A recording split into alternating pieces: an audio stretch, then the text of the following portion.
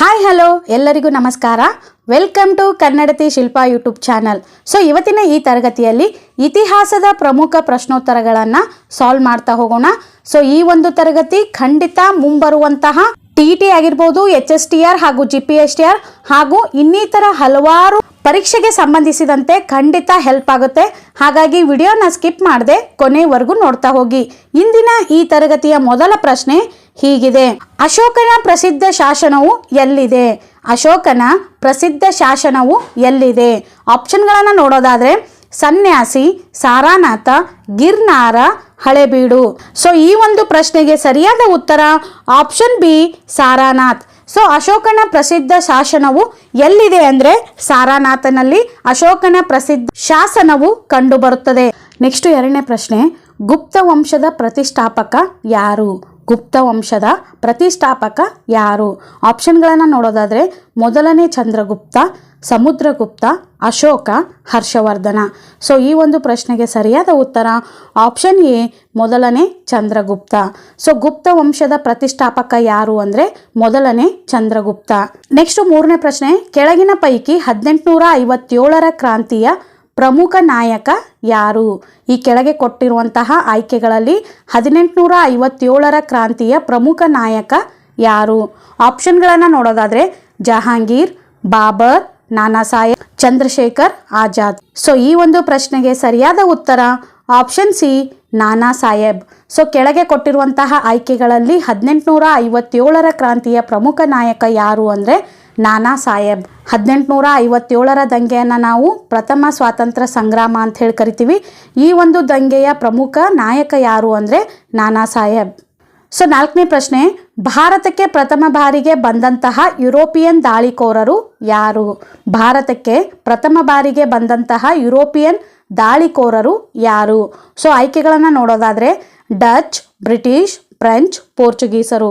So ಈ ಒಂದು ಪ್ರಶ್ನೆಗೆ ಸರಿಯಾದ ಉತ್ತರ ಆಪ್ಷನ್ ಡಿ, ಪೋರ್ಚುಗೀಸರು. ಸೊ ಭಾರತಕ್ಕೆ ಬಂದಂತಹ ಪ್ರಥಮ ಯುರೋಪಿಯನ್ನರು ಯಾರು ಅಂದರೆ ಪೋರ್ಚುಗೀಸರು. ಪ್ರಥಮವಾಗಿ ಬಂದಂತಹ ಯುರೋಪಿಯನ್ನರು ಪೋರ್ಚುಗೀಸರು.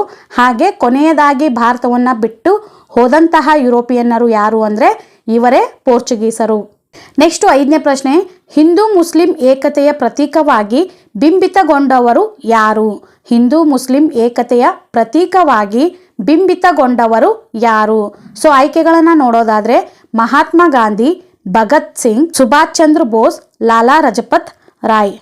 ಸೊ ಈ ಒಂದು ಪ್ರಶ್ನೆಗೆ ಸರಿಯಾದ ಉತ್ತರ option A, Mahatma Gandhi. So Hindu ಮತ್ತು ಮುಸ್ಲಿಂ ಏಕತೆಯ ಪ್ರತೀಕವಾಗಿ ಬಿಂಬಿತಗೊಂಡವರು ಯಾರು ಅಂದರೆ ಮಹಾತ್ಮ ಗಾಂಧಿಯವರು.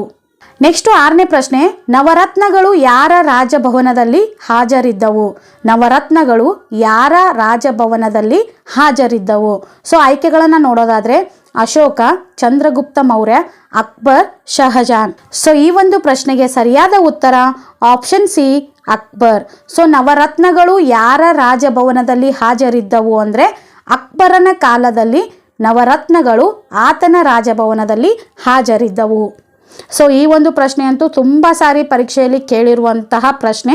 ಸೊ ಈ ಪ್ರಶ್ನೆ ತುಂಬ ಇಂಪಾರ್ಟೆಂಟ್ ಅಂತಲೇ ಹೇಳ್ಬೋದು ಫ್ರೆಂಡ್ಸ್. ಹಾಗಾಗಿ ಈ ಪ್ರಶ್ನೆಯನ್ನು ಖಂಡಿತ ನೆಗ್ಲೆಕ್ಟ್ ಮಾಡೋದಕ್ಕೆ ಹೋಗಬೇಡಿ. ನೆಕ್ಸ್ಟ್ ಏಳನೇ ಪ್ರಶ್ನೆ: ಭಾರತದ ಸಂವಿಧಾನ ರಚನಾ ಸಮಿತಿಯ ಅಧ್ಯಕ್ಷರು ಯಾರು? ಭಾರತದ ಸಂವಿಧಾನ ರಚನಾ ಸಮಿತಿಯ ಅಧ್ಯಕ್ಷರು ಯಾರು? ಆಪ್ಷನ್ಗಳನ್ನು ನೋಡೋದಾದರೆ ಡಾಕ್ಟರ್ BR ಅಂಬೇಡ್ಕರ್ ಅವರು, ರಾಜೇಂದ್ರ ಪ್ರಸಾದ್ ಅವರು, ನೆಹರು ಅವರು, ಪಟೇಲ್ ರವರು. ಸೊ ಈ ಒಂದು ಪ್ರಶ್ನೆಗೆ ಸರಿಯಾದ ಉತ್ತರ option A, doctor BR Ambedkar ಅವರು. ಭಾರತದ ಸಂವಿಧಾನ ರಚನಾ ಸಮಿತಿಯ ಅಧ್ಯಕ್ಷರು ಯಾರು ಅಂದರೆ ಡಾಕ್ಟರ್ BR ಅಂಬೇಡ್ಕರ್ ಅವರು. ನೆಕ್ಸ್ಟ್ ಎಂಟನೇ ಪ್ರಶ್ನೆ: ಹಂಪಿಯ ವಿಜಯನಗರ ಸಾಮ್ರಾಜ್ಯವನ್ನು ಯಾವ ವಂಶದವರು ಸ್ಥಾಪಿಸಿದರು? ಸೊ ಆಯ್ಕೆಗಳನ್ನು ನೋಡೋದಾದರೆ ಹೊಯ್ಸಳರು, ಪಲ್ಲವರು, ಶೇನು ವಂಶದವರು, ಸಂಗಮ ವಂಶದವರು. ಸೊ ಈ ಒಂದು ಪ್ರಶ್ನೆಗೆ ಸರಿಯಾದ ಉತ್ತರ option D is right answer. So ಹಂಪಿಯ ವಿಜಯನಗರ ಸಾಮ್ರಾಜ್ಯವನ್ನು ಸಂಗಮ ವಂಶದವರು ಸ್ಥಾಪಿಸಿದರು. ನೆಕ್ಸ್ಟ್ ಒಂಬತ್ತನೇ ಪ್ರಶ್ನೆ: ಕರ್ನಾಟಕದ ಪ್ರಥಮ ಕನ್ನಡ ಭಾಷಾ ಪತ್ರಿಕೆ ಯಾವುದು? ಕರ್ನಾಟಕದ ಪ್ರಥಮ ಕನ್ನಡ ಭಾಷಾ ಪತ್ರಿಕೆ ಯಾವುದು? ಸೊ ಆಪ್ಷನ್ಗಳನ್ನು ನೋಡೋದಾದರೆ ಕನ್ನಡ ಪ್ರಸಂಗ, ಮಂಗಳೂರಿನ ಸಮಾಚಾರ, ವಿಜಯ ಕರ್ನಾಟಕ, ಉದಯವಾಣಿ. ಸೊ ಈ ಒಂದು ಪ್ರಶ್ನೆಗೆ ಸರಿಯಾದ ಉತ್ತರ option B is right answer. So ಕರ್ನಾಟಕದ ಪ್ರಥಮ ಕನ್ನಡ ಭಾಷಾ ಪತ್ರಿಕೆ ಯಾವುದು ಅಂದರೆ ಮಂಗಳೂರಿನ ಸಮಾಚಾರ. ಸೊ ಇದು ಕೂಡ ತುಂಬ ಸಾರಿ ಪರೀಕ್ಷೆಯಲ್ಲಿ ಅಂದರೆ TET ಪರೀಕ್ಷೆಯಲ್ಲಿ ಕೇಳಿರುವಂತಹ ಪ್ರಶ್ನೆಯಾಗಿದೆ. ನೆಕ್ಸ್ಟ್ 10ನೇ ಪ್ರಶ್ನೆ, ಬಸವಣ್ಣನ ವಚನ ಸಾಹಿತ್ಯ ಯಾವ ರಾಜನ ಕಾಲದಲ್ಲಿ ರಚಿತವಾಯಿತು? ಬಸವಣ್ಣನ ವಚನ ಸಾಹಿತ್ಯ ಯಾವ ರಾಜನ ಕಾಲದಲ್ಲಿ ರಚಿತವಾಯಿತು? ಸೊ ಆಪ್ಷನ್ಗಳನ್ನು ನೋಡೋದಾದರೆ ವಿಜಯನಗರ ಸಾಮ್ರಾಜ್ಯ, ಹೊಯ್ಸಳ ಸಾಮ್ರಾಜ್ಯ, ಗಂಗ ಸಾಮ್ರಾಜ್ಯ, ಚೋಳ ಸಾಮ್ರಾಜ್ಯ. ಸೊ ಈ ಒಂದು ಪ್ರಶ್ನೆಗೆ ಸರಿಯಾದ ಉತ್ತರ option B is right answer.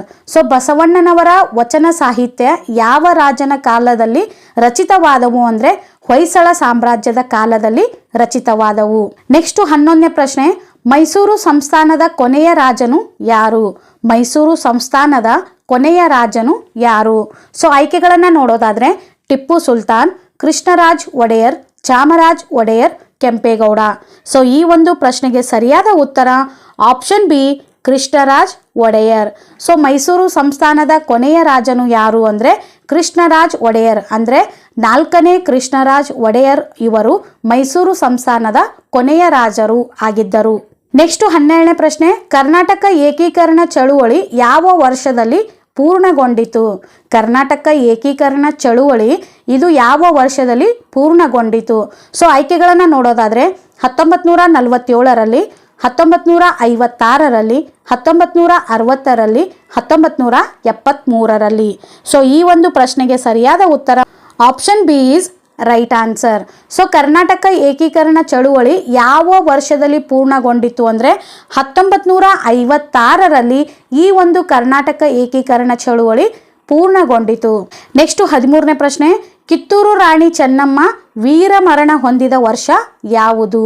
Kittur Rani Chennamma ವೀರ ಮರಣ ಹೊಂದಿದಂತಹ ವರ್ಷ ಯಾವುದು?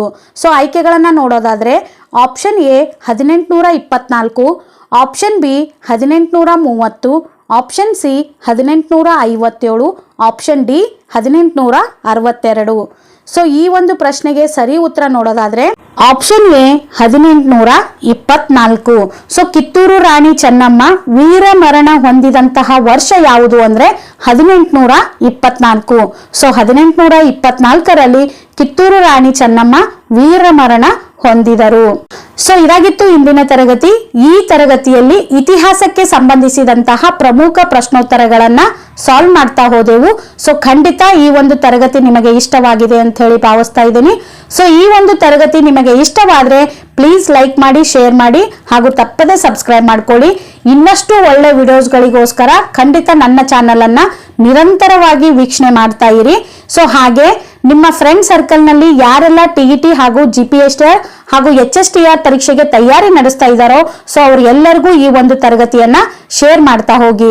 ಸೊ ಈ ತರಗತಿ ನಿಮಗೆ ಇಷ್ಟವಾಗಿದೆ ಅಂತ ಹೇಳಿ ಭಾವಿಸ್ತಾ ಮತ್ತೊಂದು ಹೊಸ ವಿಡಿಯೋದೊಂದಿಗೆ ಆದಷ್ಟು ಬೇಗ ನಿಮ್ಮ ಎದುರಿಗೆ ಬರ್ತೀನಿ. ಅಲ್ಲಿವರೆಗೂ keep watching our YouTube channel ಅಂತ ಹೇಳ್ತಾ ಎಲ್ಲರಿಗೂ ಒಳ್ಳೆದಾಗ್ಲಿ. Take care. Bye bye friends.